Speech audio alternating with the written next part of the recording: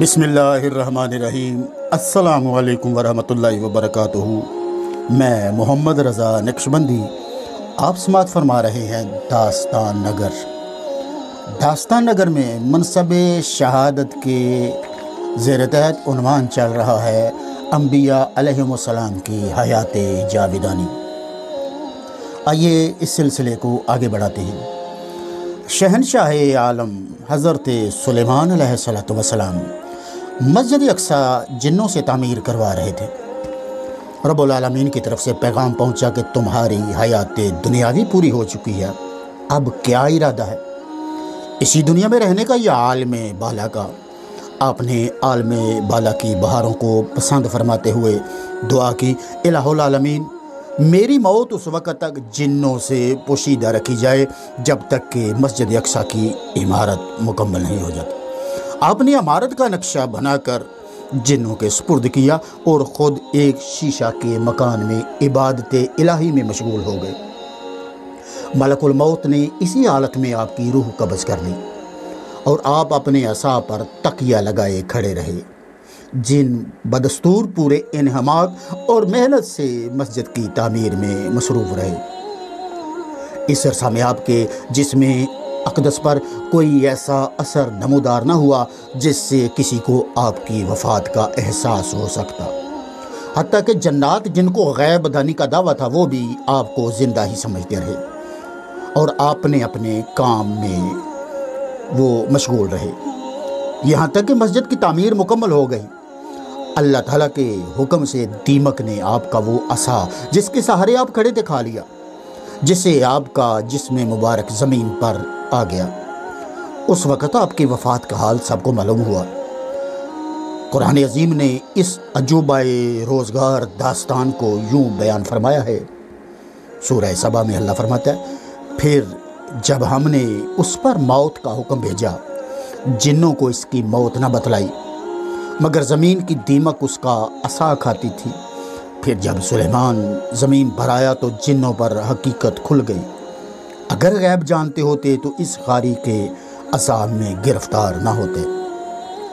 صاحبان مقام غور ہے کہ دیمک کے قلعے کے سامنے دو چیزیں تھیں، ایک خشک لکڑی اور دوسرا گوشت پوست کا نرم و نازک انسانی مجسمہ۔ عقل کا فتویٰ یہی تھا کہ دیمک کا کیڑا اس شاداب اور تر و تازہ جسم انسانی کو اپنی خوراک بنائے جو کہ اس کے سامنے ہے، مگر واقعہ یہ ہے اور قرآن عظیم اس کو بیان کر رہا ہے کہ کیڑے نے خشک لکڑی کو اپنا لقمہ بنایا اور اس نرم و نازک جسم اقدس کی گستاخی کی جرت نہ ہوئی۔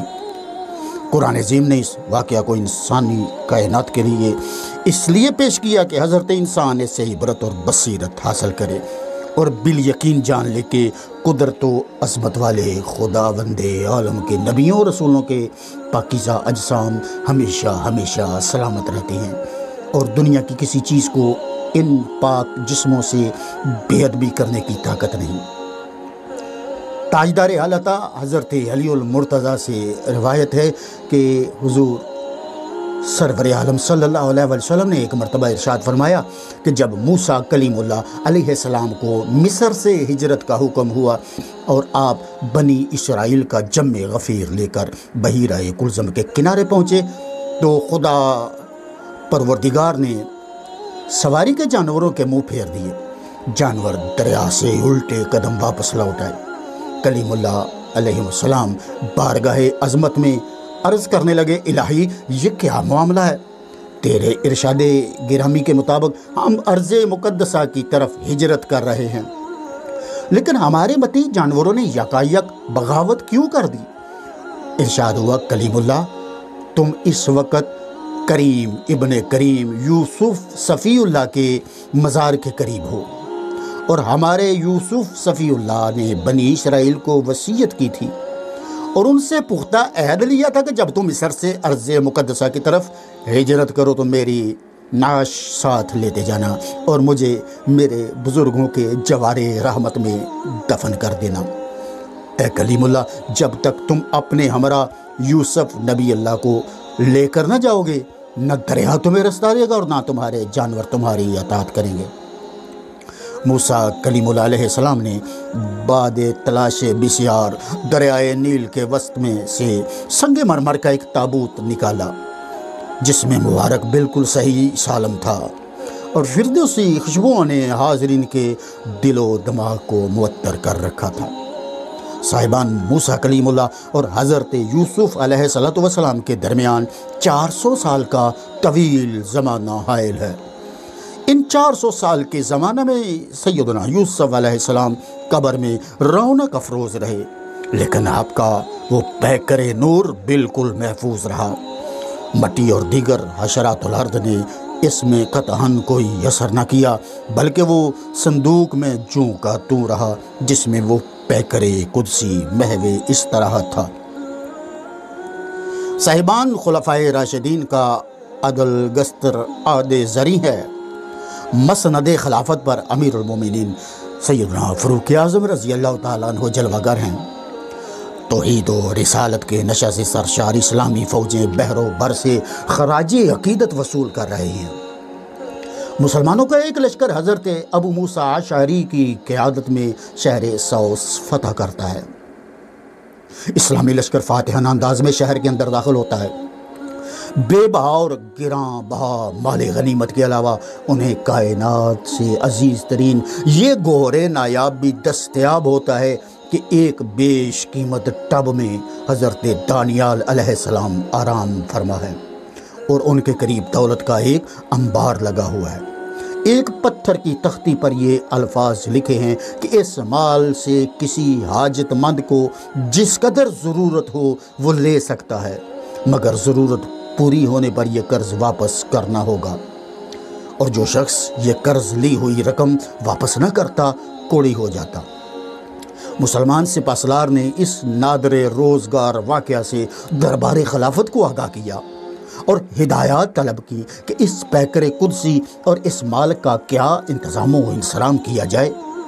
فاروقی دربار خلافت سے حکم جاری ہوا کہ خزانہ بیت المال میں جمع کرا دیا جائے اور اس جست اطہر کو صلاۃ و سلام کی فضا میں خاک کے اندر پوشیدہ کر دیا جائے۔ فایا للعجب، حضرت دانیال علیہ السلام حضرت عیسیٰ ابن مریم علیہ السلام سے تقریباً 700 سال پہلے دنیا میں تشریف لائے، اور فاروقی دور خلافت تک 1400 سال کا عرصہ گزر چکا تھا،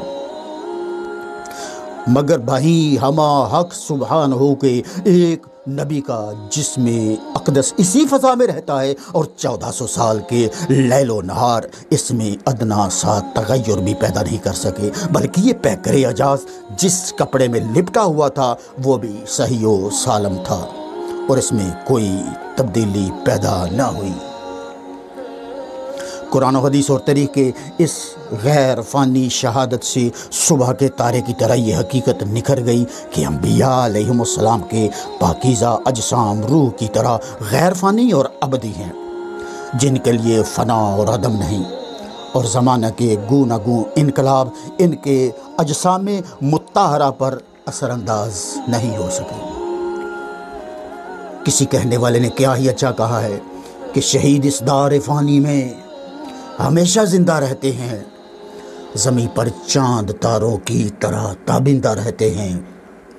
انبیاء کی حیات جاویدانی کے بعد بزرگی کا یہ برتر مقام شہداء کے لیے محقق و ثابت ہے۔ جب شہداء انبیاء علیہم السلام کی طرح خداوند عالم کے حضور میں اس کے حکم پر جان دینے کو حاضر ہوتے ہیں اور تھوڑے سے عرصے کے لیے اپنی پوری زندگی کو امر ربی کے حوالے کر دیتے ہیں، دل، دماغ، جسم اور جان کے ساتھ اپنی پوری کائنات سے منقطع ہو کر ذات الہی کے حضور پیش ہو جاتے ہیں، اور دل پاک، زبان پاک، نظر پاک، عمل پاک کے پاکیزہ ماحول میں اپنے خون سے چمنستان اسلام کی آبیاری کرتے ہیں، تو ان کا جسم بھی مادی اثرات اور فانی خصوصیات سے پاک ہو جاتا ہے، اور انہیں بھی رب محمد کی جانب سے بقا اور دوام کے اعزاز سے نوازا جاتا ہے، اور روح کی مانند ان کے اجسام بھی عدم اور فنا سے ہمیشہ کے لیے محفوظ ہو جاتے ہیں۔ چنانچہ عرش اعظم کی بلندیوں سے ان کے حق میں ان غیر فانی الفاظ میں ارشاد ربانی ہوتا ہے۔ اللہ ارشاد فرماتا ہے وَلَا تَقُولُوا لِمَن يُقْتَلُ فِي سَبِيلِ اللَّهِ أَمْوَاتٌ بَلْ أَحْيَاءٌ وَلَٰكِن لَا تَشْعُرُونَ، یعنی جو لوگ اللہ کی راہ میں شہید ہو جائیں انہیں مردہ مت کہو، بلکہ وہ زندہ ہیں، لیکن تمہیں ان کی زندگی کا شعور و ادراک نہیں، چونکہ ان کی یہ حیات برزخی اس قسم کی نہیں ہوتی کہ ہر شخص کو محسوس ہو، اور نہ وہ کوئی ایسی حقیقت ہے کہ عقل انسانی کی وہاں تک رسائی ہو، بلکہ وحی الہی یا ایسی فراست صحیحہ سے جو وحی سے مقتصب ہو وہ حیات معلوم کر سکتی ہے۔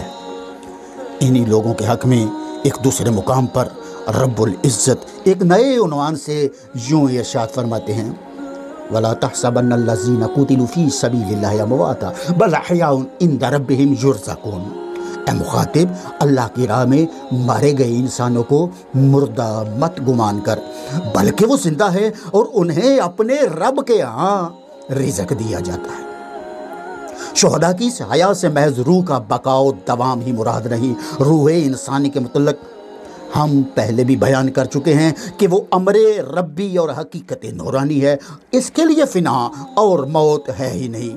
تبھی موت کے بعد تو ہر نیک و بد اور کافر کی روح زندہ رہتی ہے، تو پھر خدا کے رستہ میں اپنی عزیز ترین متاع یعنی جان پیش کرنے والے شہداء کی اس میں کیا خصوصیت ہوئی؟ قرآن عظیم اور احادیث صحیحہ کی روشنی میں یہ نظریہ اور عقیدہ قطعاً کافرانہ ہے کہ موت کے بعد زندگی کا بالکل یا خاتمہ ہو جاتا ہے، بلکہ ہر انسان کے لیے حیات برزخی ثابت ہے، یعنی اس میت میں روح دوبارہ لوٹائی جاتی ہے کہ وہ پاؤں کی آہٹ تک محسوس کرتا ہے، اور وہ جسمانی آنکھوں سے آنے والے فرشتوں کی مہیب صورتیں دیکھتا ہے، ان کی باتیں سنتا ہے، اور بیٹھ کر اپنی زبان سے ان کے سوالوں کے جواب تک دیتا ہے، اور آخر کار اپنے اعمال کے لحاظ سے قبر ہی میں راحت یا تکلیف پاتا ہے۔ قبر پر سے گزرنے والے ہر آشنا کو پہچانتا ہے اور اس کے سلام کا جواب دیتا ہے۔ اب باہر سے بظاہر قبر دیکھنے میں مٹی کا ایک ڈھیر نظر آتی ہے، لیکن سرکار دو عالم جناب محمد مصطفیٰ صلی اللہ علیہ وسلم کا یہ ارشاد گرامی سنتے جائیے۔ آقا کریم علیہ الصلوۃ والسلام نے ارشاد فرمایا کہ قبر انسان کے لیے گوشائے راحت ہے یا عذاب کی وادی۔ یہ اسی صورت میں درست ہو سکتا ہے جب انسان کے لیے حیات برزخی تسلیم کی جائے۔ لامحالہ ازروئے احکام شریعت تسلیم کرنا ہوگا کہ موت کے بعد ہر نیک و بد انسان کو ایک روحانی زندگی نصیب ہوتی ہے، لیکن اللہ کے راستہ میں شہید ہونے والے خوش نصیب انسانوں کو ان سے ہٹ کر ایک اور مخصوص زندگی عطا ہوتی ہے، جس کا ذکر قرآن عظیم مقام مدح میں فخری انداز سے کر رہا ہے کہ شہید کو مردہ نہ کہو بلکہ وہ زندہ ہے۔ شہید کی اس برزخی زندگی سے مراد شہید کے جسم اور روح کی وہ خصوصی بقا اور تحفظ ہے جو ہمارے ناقص اور محدود شعور و ادراک سے کہیں بالاتر ہے۔